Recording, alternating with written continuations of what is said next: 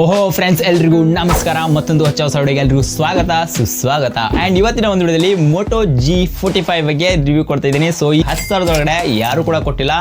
6S Gen 3 processor ಕೊಡ್ತಿದ್ದಾರೆ. ಅಷ್ಟೇ ಯಾಕೆ ಬ್ಯಾಕಲ್ಲಿ ವೆಗನ್ ಲೆದರ್ ಬ್ಯಾಕ್ ಫಿನಿಶಿಂಗ್ ಕೊಡ್ತಿದ್ದಾರೆ. ನೋಡೋಕ್ಕೆ ಲುಕ್ ಮಾತ್ರ ನಮಗೆ ಮೋಟೋರೋಲಾ ಎಡ್ಜ್ 50 ತರನೇ ಇದೆ, ಬಟ್ ಇದು ಮೋಟೋರೋಲಾ ಎಡ್ಜ್ 50 ಅಲ್ಲ ಗುರು. ಸೊ ಇದು ಮೋಟೋ G45. ಜಿ ಮತ್ಲಬ್ ಜೀನಿಯಸ್ ಅನ್ನೋದನ್ನ ಮರಿಬೇಡಿ. ಸೊ G ಸೀರೀಸ್ ಯಾವೆಲ್ಲ ಫೋನ್ ಇದಾವೆ, ಸೊ ಸಾಕಾದ ಸ್ಮಾರ್ಟ್ ಫೋನ್ಸ್ ಅಂತಾನೆ ಹೇಳ್ಬೋದು. ಅವಾಗೆಲ್ಲ 15,000 12,000 ಲಾಂಚ್ ಆಗ್ತಾ ಇದ್ವು. ಅವು ಕೂಡ ಒಂದು ಬೆಸ್ಟ್ ಸ್ಪೆಸಿಫಿಕೇಶನ್ ಫೋನ್ಸ್ನ ಅವರು ಲಾಂಚ್ ಮಾಡ್ತಾ ಇದ್ರು. ಸೊ ಮೋಟೋ ಒಂದು ಒಳ್ಳೆ ಕೆಲಸ ಮಾಡ್ತಿದೆ ಮಾರ್ಕೆಟಲ್ಲಿ. ಸೊ ಎಲ್ರಿಗೂ ಕೂಡ ಆರಾಮಾಗಿ ಟಕ್ಕರ್ ಕೊಡ್ತಾ ಇದೆ. 10,000 ಒಳಗಡೆ 10,000 ಯಾವೆಲ್ಲ ಫೋನ್ಸ್ ಇದಾವೆ, ಸೊ ಅಷ್ಟು ಫೋನ್ಗೂ ಕೂಡ ಈ ಒಂದು ಫೋನ್ ಟಕ್ಕರ್ ಕೊಡೋದಂತೂ 100% ನಿಜ. ಇವ್ರಿಗೆ ಯಾರು ಕಾಂಪಿಟೇಟರ್ ಹುಡ್ತಾರೋ ನೋಡ್ಕೋಬೇಕು. ಸೊ ಇವ್ರು ಮಾತ್ರ 100% ಹೇಳ್ತಾ ಇದ್ದೀನಿ. 6S Gen 3 ಪ್ರೊಸೆಸರ್ ಕೊಡ್ತಾ ಇರೋದ್ರಿಂದ ಇವರು ಬೆಂಕಿ ಅಂತ ಹೇಳ್ಬೋದು. ಅಷ್ಟೇ ಯಾಕೆ ಮೂರು ಕಲರಲ್ಲಿ ಕೂಡ ಇವರು ಫೋನ್ನ ಲಾಂಚ್ ಮಾಡ್ತಾ ಇದ್ದಾರೆ. ಸೊ ಈ ಫೋನ್ ನೀವು ನೋಡ್ಕೊಂಡ ತಕ್ಷಣ ನಿಜವಾಗ್ಲೂ ಕೂಡ ಕಳೆದೋಗ್ತೀರಾ. ಸೊ ಈ ಫೋನ್ ಮಾತ್ರ ಬೆಂಕಿ ಅಂತ ಹೇಳ್ಬೋದು. ಸೊ ಈ ಒಂದು ಫೋನ ಫ್ರಂಟಿಂದ ನೋಡ್ಕೊಂಡಾಗ ಫಂಚುವಲ್ ಕ್ಯಾಮ್ರಾ ನೋಡ್ತಾ ಇದೀವಿ. ಇನ್ನು ಡಿಸ್ಪ್ಲೇ ಮಾತ್ರ ನಮಗೆ ನಾರ್ಮಲ್ ಡಿಸ್ಪ್ಲೇನೇ ಕೊಡ್ತಾ ಇದ್ದಾರೆ, ಆದರೆ LCD ಡಿಸ್ಪ್ಲೇ ನೋಡ್ತಾ ಇದೀವಿ. ಮತ್ತು ಇನ್ನು ಈ ಒಂದು ಬ್ಯಾಗಲ್ಲಿ ಬಂದರೆ ವೆಗನ್ ಲೆದರ್ನ ನೋಡೋಕ್ಕೆ ಸಿಗ್ತದೆ. ಮತ್ತು ಡ್ಯುಯಲ್ ಕ್ಯಾಮ್ರಾ ಸೆಟಪ್ ಜೊತೆ ಒಂದು LED ಫ್ಲ್ಯಾಶ್ ಸಹ ನಾವು ಗಮನಿಸಬಹುದು. ಇನ್ನು ಬಾಟಮಲ್ಲಿ ನಮಗೆ Type-C ಚಾರ್ಜರ್ ಮತ್ತು 3.5mm ಜಾಕ್ನು ಸಹ ಈ ಒಂದು ಫೋನಲ್ಲಿ ಸಿಗ್ತಾ ಇದೆ. ಖುಷಿ ವಿಚಾರ. ಮತ್ತು ಸ್ಪೀಕರ್ ಮತ್ತು ಮೈಕ್ ಸಿಮ್ ಟ್ರೇ ಸಹ ನಮಗೆ ಅವೈಲೇಬಲ್ ಇರುತ್ತೆ. ಸೊ ಇನ್ನು ನಮಗೆ ಈ phone overall look design ನೋಡ್ಕೊಂಡಾಗ ಬೆಂಕಿ ಬಿಲ್ಡ್ ಅಂತ ಅನಿಸ್ತು.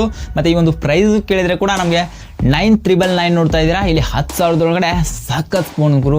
ಸೊ ಇನ್ಕ್ಲೂಡ್ ನೀವು ಆಫರ್ ಎಲ್ಲ ಯೂಸ್ ಮಾಡ್ಕೊಂಡ್ರೆ ಅಂತಾರೆ ಆರಾಮಾಗಿ ನೀವು 8,500 ಕೂಡ ಈ ಒಂದು ಫೋನ ಪರ್ಚೇಸ್ ಮಾಡ್ಕೋಬಹುದು. ಅದೊಂದು ನಿಮ್ಮ ತಲೆಯಲ್ಲಿರಲಿ.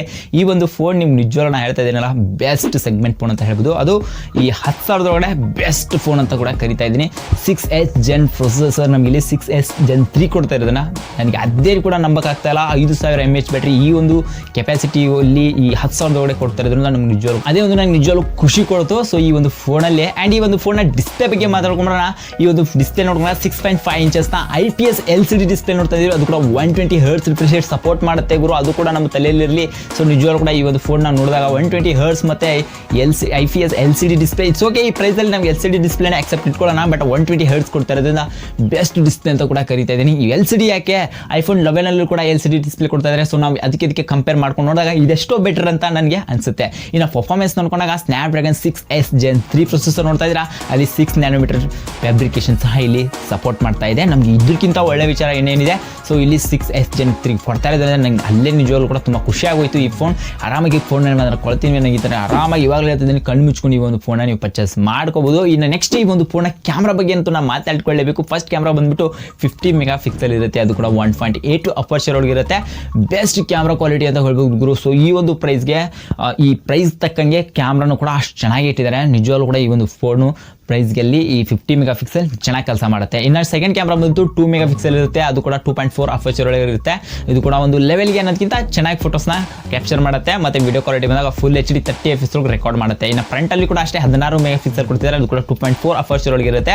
ಸೊ ನಾವು ಫ್ರಂಟಲ್ಲಿ ಅಷ್ಟೊಂದು ಲೆವೆಲ್ಗೆ ಹೇಳ್ಕೊಳ್ಳೋಂಗಿಲ್ಲ, ಓವರ್ ಬೂಸ್ಟ್ ಎಲ್ಲ ಆಗುತ್ತಿರುತ್ತೆ.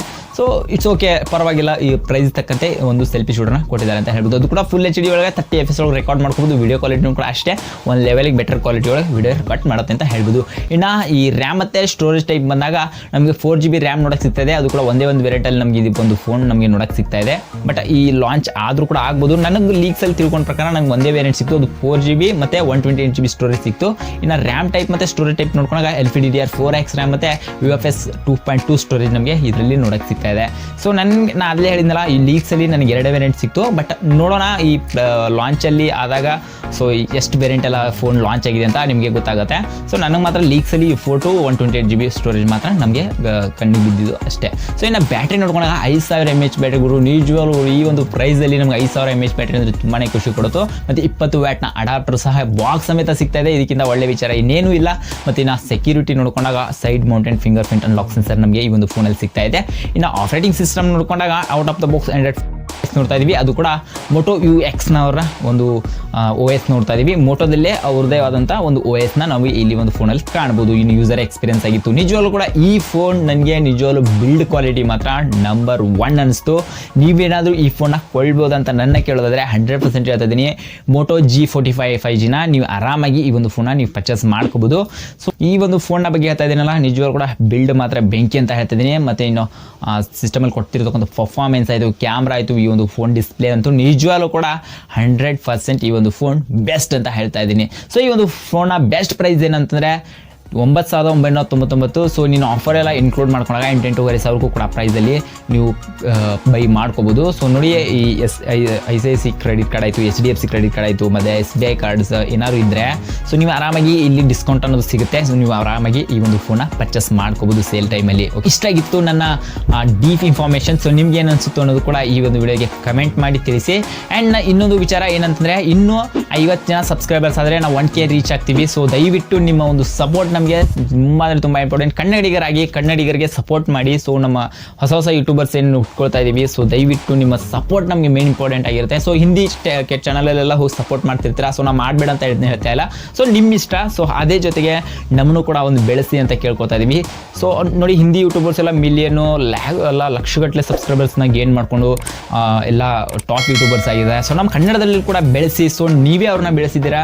ಸೊ ಹಾಗಂತ ಹಿಂದಿಯಲ್ಲಿ ಏನು ಬೆಳೆಸಿಲ್ಲ ಅಂತ ಕೇಳ್ತಾ ಇಲ್ಲ. ಸೊ ಹಿಂದಿಯಲ್ಲಿ ಅವ್ರನ್ನೂ ಕೂಡ ಬೆಳೆಸ್ತಾರೆ. ಬಟ್ ನಮ್ಮ ಕನ್ನಡದವ್ರನ್ನ ಕೂಡ ಕನ್ನಡದವರಾಗಿ ನಮ್ಮ ಕನ್ನಡದವ್ರನ್ನ ಬೆಳೆಸಿ ಅಂತ ನಿಮಗೆ ಆನೆಸ್ಟಾಗಿ ರಿಕ್ವೆಸ್ಟ್ ಮಾಡ್ಕೊತೀನಿ. ಹಂಬಲ್ ರಿಕ್ವೆಸ್ಟ್ ಅಂತ ಹೇಳ್ಕೊಳ್ಳಿ.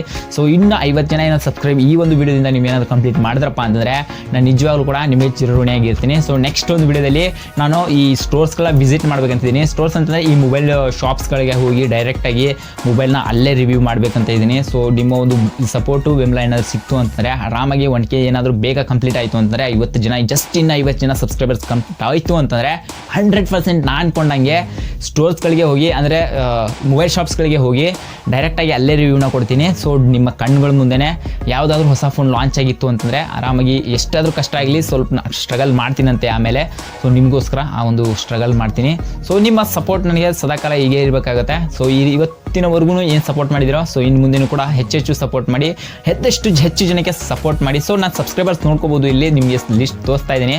ಸೊ ಅನ್ಸಬ್ಸ್ಕ್ರೈಬರ್ಸ್ ತುಂಬ ಜನ ನೋಡ್ತಾ ಇದ್ದೀರಾ, 90 ಕ್ರಾಸ್ ಮಾಡ್ತಿದ್ದೀರಾ, 90% ಹೆಚ್ಚು ನೋಡ್ತಾ ಇದ್ದೀರಾ, 90%ಗಿಂತ ಹೆಚ್ಚು. ಇನ್ನು 10% ಏನಿದ್ರೆ ನನ್ನ ಸಬ್ಸ್ಕ್ರೈಬರ್ಸ್ ಮಾತ್ರ ನೋಡ್ತಾ ಇದ್ದೀರಾ. ಈ 90% ಏನು ನೋಡ್ತಾ ಇದ್ದೀರೋ ಅಟ್ಲೀಸ್ಟ್ 45% ಆದರೂ ಜಸ್ಟ್ ನಮ್ಮ ಸಬ್ಸ್ಕ್ರೈಬ್ ಮಾಡಿಕೊಂಡು ಚಾನಲ್ಗೆ ಒಂದು ಲೈಕ್ ಮಾಡೋದ್ರ ಮೂಲಕ ನಿಮ್ಮ ಸಪೋರ್ಟ್ನ ತಿಳಿಸ್ಬೋದು. ಸೊ ದಯವಿಟ್ಟು ಕೇಳ್ಕೊತಾನೆ ಸಬ್ಸ್ಕ್ರೈಬ್ ಮಾಡಿಕೊಂಡು ಒಂದು ವಿಡಿಯೋನ ಪೂರ್ತಿ ವಾಚ್ ಮಾಡಿ ಅಂತ ಕೇಳ್ಕೊತಾ ಇದ್ದೀನಿ. ದಯವಿಟ್ಟು ಮತ್ತೆ ಸಿಗೋಣ ಮುಂದಿನ ವಿಡಿಯೋದಲ್ಲಿ. ಇದೇ ರೀತಿ ಡೀಪ್ ಇನ್ಫಾರ್ಮೇಷನ್ಸ್ ಜೊತೆ ಸಿಗ್ತಾ ಇರ್ತೀನಂತೆ. ಮತ್ತೆ ಸಿಗೋಣ ಮುಂದಿನ ವಿಡಿಯೋದಲ್ಲಿ. See you in the next one. ನಮಸ್ಕಾರ.